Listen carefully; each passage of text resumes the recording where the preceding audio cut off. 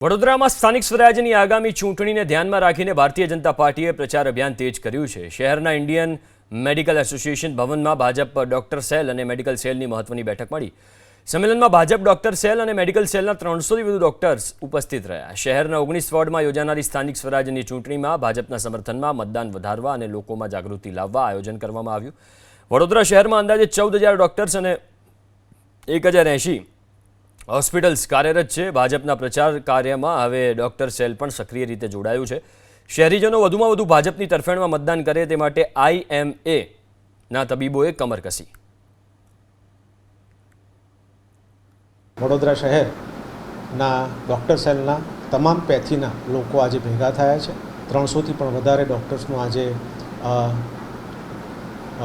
ભેગા થઈ અને આગામી દિવસોમાં આગામી સ્થાનિક સ્વરાજની ઇલેક્શનમાં આપણે કઈ રીતે મદદ કરી શકીએ એના માટે આજે પ્રયોજન કરવામાં આવ્યું છે। ડૉક્ટર સમાજ એવો સમાજ છે કે જે દરેક નાના માણસથી લઈને મોટા માણસ સુધી પહોંચી શકે છે।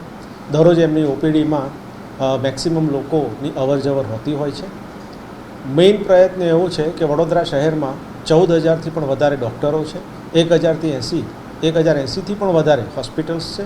આ સમગ્ર આયોજન એ રીતે કરવામાં આવે કે ભારતીય જનતા પાર્ટી આગામી દિવસોમાં સ્થાનિક સ્વરાજની ચૂંટણીમાં મેક્સિમમ વોટિંગ થાય, લોકો જાગૃત થાય અને ભારતીય જનતા પાર્ટીમાં વોટ કરે એવી અપીલ કરવામાં આવશે।